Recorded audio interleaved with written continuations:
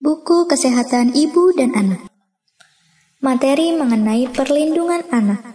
Mengapa anak harus dilindungi? Anak adalah semua penduduk yang berumur di bawah 18 tahun dan yang masih dalam kandungan, belum matang secara fisik dan mental.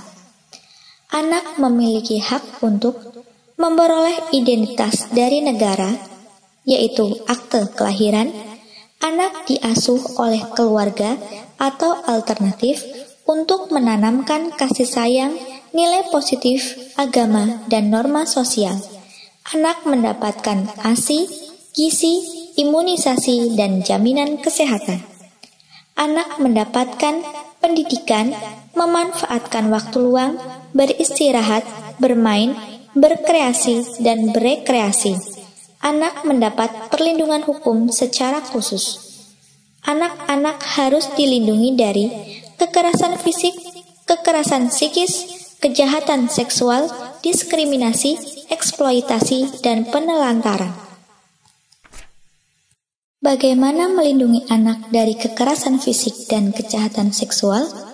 Waspada, banyak pelaku kekerasan fisik dan kejahatan seksual dilakukan oleh orang yang dikenal anak. Bangun komunikasi dengan anak.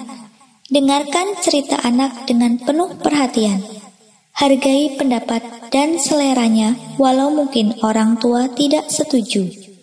Jika anak cerita sesuatu hal yang sekiranya membahayakan, tanya anak bagaimana mereka menghindari bahaya tersebut. Orang tua belajar untuk melihat dari sudut pandang anak. Jangan cepat mengkritik atau mencela cerita anak. Ajarkan anak untuk tidak ada orang yang boleh menyentuh bagian pribadi seperti dada, kelamin, paha, dan pantat. Jika ada orang yang melakukan perbuatan tersebut, jelaskan bahwa itu salah, melecehkan, dan melanggar hukum. Beranikan dan bangun kepercayaan diri anak untuk menolak dan lari jika ada orang yang menyentuh bagian tubuh pribadi anak. Apa yang harus dilakukan jika Anda mengira bahwa ada anak yang menjadi korban kekerasan fisik atau kejahatan seksual?